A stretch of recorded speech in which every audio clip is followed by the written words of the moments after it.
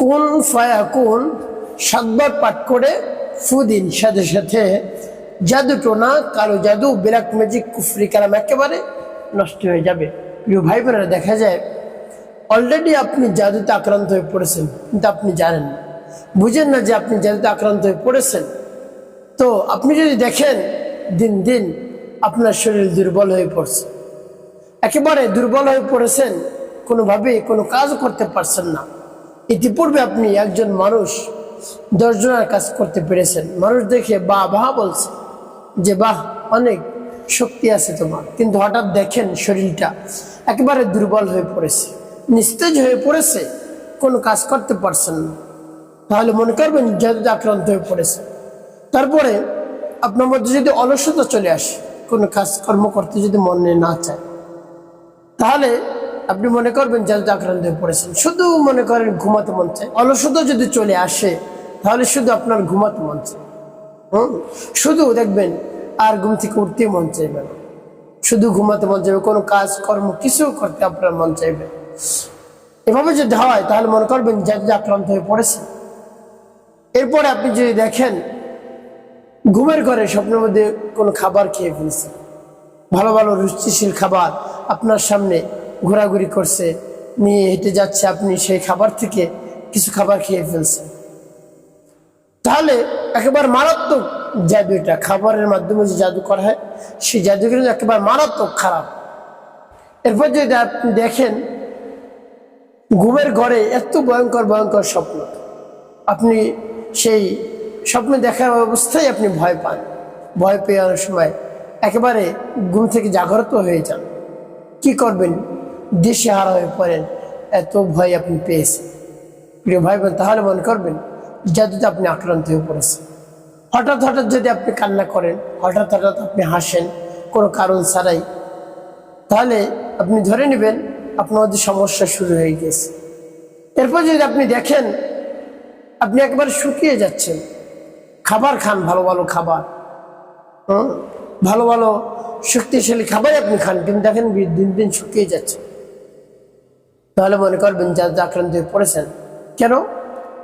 এই যে জিন শয়তান রয়েছে, এরা দূর থেকে আপনাকে জাদুটোনা করে, দূর থেকে বদনজর দেয় আপনার উপর, বদনজর দিয়ে আপনার শরীর থেকে অনেক সময় রক্ত চুষিয়ে চুষিয়ে খায়। এই জন্য আপনি যতই ভালো ভালো খাবার খান না কেন, সেই খাবারে আপনার শরীর হবে না, শরীরে কোনো উন্নতি হবে না, একেবারে দুর্বল হয়ে পড়বেন, শরীর শুকিয়ে যাবে, এরকম হবে, আপনি কোনো কাজ করতে পারবেন না, অলসতা চলে আসবে, সংসারে যত কাজ রয়েছে সেই কাজ করতে আপনার ভালো লাগবে না, মন চায় শুধু ঘুমিয়ে থাকি, এরকম মন চায়, অন্য কোনো কাজ নেই। প্রিয় ভাই বোনেরা, তো এই আলামতগুলো যদি দেখেন আপনার মধ্যে, তাহলে মনে করবেন জাদুতে আপনি আক্রান্ত হয়ে পড়ছেন। সাথে সাথে আপনি পবিত্র কোরআনের আয়াত পাঠ করুন, অন্যথায় আরো বেশি ক্ষতির মধ্যে আপনি পড়ে যাবেন। আপনি একবার করে দেখুন আমলটি কি হয়, তো আমলটি করে বুঝবেন আপনি উপকার পেয়েছেন কি পাননি। প্রিয় ভাই বোনেরা, তবে আমলটি করতে হলে বিশ্বাস নিয়ে আপনাকে আমলটি করতে হবে। আর মনের মধ্যে যে সন্দেহ থাকে যে আমার সমস্যা সমাধানের জন্য অনেক চেষ্টা সাধনা করছে, তাতেই কাজ হয় নাই, এই আয়াতেই কাজ হয়ে যাবে, এরকম যদি সন্দেহ থাকে তাহলে আপনি উপকৃত হতেও পারেন, নাও হতে পারেন। তাই পরিপূর্ণ বিশ্বাস নিয়ে আপনি আমলটি করুন, অবশ্যই আপনি উপকার পাবেন, ফলাফল আপনি পাবেন ইনশাআল্লাহ। তো আমলটি কিভাবে কখন করবেন, কোন নিয়মে করবেন, আমলটি করে কিভাবে উপকৃত হবেন আমি বলে দিচ্ছি।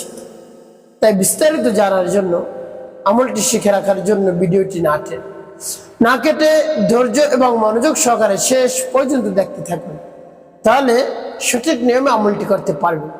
প্রিয় ভাই বোনেরা, আমলটি করতে টাকা পয়সা খরচ করতে হবে না, অল্প কিছু সময় আপনাকে ব্যয় করতে হবে। আর এই যে জাদুটোনা কুফরি কালাম করা হয়, এগুলো কিন্তু প্রতিহিংসা বশত করে। দেখা যায় আপনি একটু উপরে উঠছেন, অর্থাৎ ব্যবসা বাণিজ্য করছেন বা যে কোনো কাজে উন্নতি হচ্ছে, আপনাকে টেনে হিসেবে কিভাবে নামানো হবে, নামাবে, তো সেই চিন্তা করে মানুষ। এই জন্য সামনে বসে সম্মুখে আপনাকে এত কিছু করতে পারছে না, তাহলে আপনি চিনে ফেলবেন।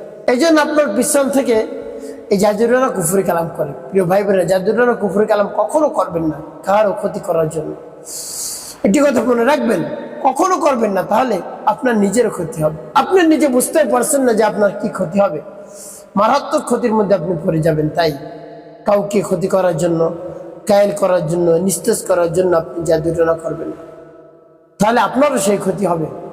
প্রিয় ভাই বোন, তো আমলটি কিভাবে করবেন? শুরুতেই আমলটি করার ক্ষেত্রে উত্তম রূপে পবিত্রতা অর্জন করতে হবে। পবিত্রতা অর্জন করে পবিত্র স্থানে আপনি বসবেন। বসে সর্বপ্রথম কি পাঠ করবেন? জীবনের গুনার কথা স্মরণ করে ক্ষমা প্রার্থনা করবেন। আল্লাহ জীবনের সমুদায় গুনাহ খাতাগুলো মাফ করে দিয়ে অন্তরকে পাক পবিত্র বানিয়ে দিন।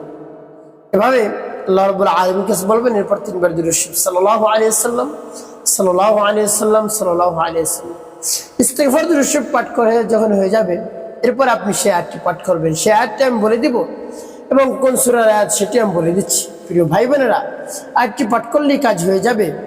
আপনি যদি বিশ্বাস নিয়ে আয়াতটি পাঠ করতে পারেন, এই আয়াতটি কোন সূরার আয়াত আপনি জানলে অবাক হবেন। সূরাতুল ইয়াসিনের আয়াত, এত দামি এবং গুরুত্বপূর্ণ সূরা। একবার যদি সেই সূরা ইয়াসিন আপনি পাঠ করতে পারেন, মাত্র একবার 10 খতম কোরআন শরীফ পড়ার সব আল্লাহ রাব্বুল আলামিন আপনার আমলনামায় লিখে দেন। সুবহানাল্লাহি ওয়া বিহামদিহি। সেই সূরার আয়াত আপনি পরিপূর্ণ বিশ্বাস, আস্থা নিয়ে, ভক্তি নিয়ে, দৃঢ়তার সাথে আয়াতটি আপনি পাঠ করুন, দেখবেন কাজ হয়ে যাবে। তো প্রিয় ভাই বোন, আয়াতটি আমি বলে দিচ্ছি। যখন আয়াতটি পাঠ করবেন, এর পূর্বে অবশ্যই আল্লাহ রাব্বুল আলামিনের কাছে বলবেন, আল্লাহ আপনি তো জানেন কোন সমস্যা সমাধানের জন্য আমি আমলটি করতেছি, সেই সমস্যার সমাধান করে দিন। আর আমার আমলকে, আমার সময়কে আপনি কবুল করুন। আপনি যদি সমস্যা সমাধান না করেন, হে আল্লাহ, তাহলে কোথায় যাব? আপনার শরণাপন্ন হয়েছি, আপনার কোরআনের শরণাপন্ন হয়েছি। আপনি আমাকে খালিয়াতি ফিরিয়ে দিন, আমার সমস্যা সমাধান করে দিন, এই সমস্যা থেকে মুক্তি দান করুন। এভাবে আল্লাহ রাব্বুল আলামিনের কাছে আপনি বলবেন। এরপরে আপনি সেই আয়াতটি পাঠ করবেন। পরবর্তী কি কি করবেন বলে দিচ্ছি, আগে আয়াতটি বলে নিই। একেবারে সহি শুদ্ধ করে আপনি আয়াতটি পাঠ করবেন। পারলে মুখস্থ করে নেবেন, অন্যথায় দেখে আপনি আমলটি করতে পারেন। আমি বলে দিচ্ছি, যেমন বিসমিল্লাহির রহমানির রহিম, ইন্নামা আমরুহু ইযা আরাদা শাইআন إذا أراد شيئا أن يقول له كن فيكون إنما أمره إذا أراد شيئا أن يقول له كن فيكون। এবার যখন পাঠ করা হয়ে যাবে, এরপরে আপনি একটি ফু দেবেন। তারপরে আপনি আবার পাঠ করবেন, বিসমিল্লাহির রহমানির রহিম, ইন্নামা আমরুহু ইযা আরাদা শাইআন إذا أراد شيئا أن يقول له كن فيكون إنما أمره إذا أراد شيئا أن يقول له كن فيكون। পাঠ করা শেষ, আবার একটু ফুদেন। তারপর আপনি মনে ধরেন আবারও পাঠ করবেন, বিসমিল্লাহির রহমানির রহিম, ইন্নামা আমরুহু ইযা আরাদা শাইআন إذا أراد شيئا أن يقول له كن فيكون إنما أمره إذا أراد شيئا أن يقول له كن فيكون। প্রিয় ভাই বোনেরা, প্রত্যেকবারই আপনি মাথা থেকে পা পর্যন্ত এভাবে মুছবেন। 7 বার পাঠ করবেন, 7টি ফু দেবেন, 7 বার এভাবে শরীরটাকে মুছবেন। এরপর আপনি পাঠ করবেন, লা হাওলা ওয়ালা কুওয়াতা ইল্লা বিল্লাহ, লা হাওলা ওয়ালা কুওয়াতা ইল্লা বিল্লাহ, লা হাওলা ওয়ালা কুওয়াতা ইল্লা বিল্লাহ। যখন পাঠ করা হয়ে যাবে এরপরে ফু দিবেন, যে মাথা থেকে আবার পা পর্যন্ত আপনি মুছবেন। এরপরে সর্বশেষ নবী সাল্লাল্লাহু আলাইহি ওয়াসাল্লাম মুহাম্মদকে ভালোবাসা নিয়ে গুনে গুনে 7 বার দুরূদ ইব্রাহিম পাঠ করবেন। আল্লাহুম্মা সাল্লি আলা মুহাম্মাদিন ওয়া আলা আলি মুহাম্মাদ কামা সাল্লাইতা আলা ইব্রাহিম ওয়া আলা আলি ইব্রাহিম ইন্নাকা হামিদুম মাজিদ। আল্লাহুম্মা বারিক আলা মুহাম্মাদিন ওয়া আলা আলি মুহাম্মাদ কামা বারাকতা على إبراهيم وعلى آل إبراهيم إنك حميد مجيد. اللهم صل على محمد وعلى آل محمد كما صليت على إبراهيم وعلى آل إبراهيم إنك حميد مجيد.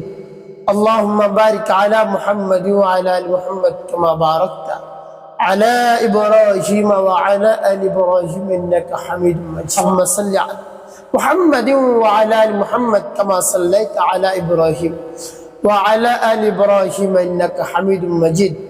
اللهم بارك على محمد وعلى آل محمد كما باركت على إبراهيم وعلى آل إبراهيم إنك حميد مجيد. اللهم صل على محمد وعلى آل محمد كما صليت على إبراهيم وعلى آل إبراهيم إنك حميد مجيد. اللهم بارك على محمد وعلى آل محمد كما باركت على إبراهيم وعلى آل إبراهيم إنك حميد مجيد. اللهم صل على محمد وعلى آل محمد كما صليت على إبراهيم وعلى آل إبراهيم إنك حميد مجيد. اللهم بارك على محمد وعلى آل محمد كما باركت على إبراهيم وعلى آل إبراهيم إنك حميد مجيد. এবার যখন দুরূদ ইব্রাহিম পাঠ করা হয়ে যাবে এবার আপনি কি করবেন? এবার আপনি দুটি ফু দিবেন, ফু দিয়ে মাথা থেকে পা পর্যন্ত মুছবেন। এটা ভাই বোন, আপনার আমলটি করা শেষ। এভাবে যদি আপনি আমলটি করতে পারেন বিশ্বাস নিয়ে, সাথে সাথে জাদুটোনা, কালো জাদু, ব্ল্যাক ম্যাজিক, কুফরি কালাম সব নষ্ট হয়ে যাবে। আল্লাহ রাব্বুল আলামিন আপনাকে জাদুটোনা থেকে মুক্তি দান করবেন ইনশাআল্লাহ। প্রিয় ভাই বোন, আমলের শেষেই রব্বে কারীমের দরবারে আপনি হাত উত্তোলন করে মুনাজাত করবেন, আকুতি মিনতি করে, দু ফোঁটা চোখের পানি ফেলে তার প্রশংসা করে, তার বড়ত্বর কথা প্রকাশ করে আল্লাহ রাব্বুল আলামিনের কাছে বলবেন বিনয়ের সাথে, নম্র সুরে, দেখবেন সাথে সাথে কাজ হয়ে যাবে ইনশাআল্লাহ। প্রিয় ভাই বোনেরা, একটি কাজ আপনাকে করতে হবে, 5 ওয়াক্ত নামাজ আদায় করতে হবে, মানুষের খেদমতে কল্যাণে কাজ করবেন, অবশ্যই আপনার জীবন সুখময় হবে, শান্তিপূর্ণ হবে ইনশাআল্লাহ।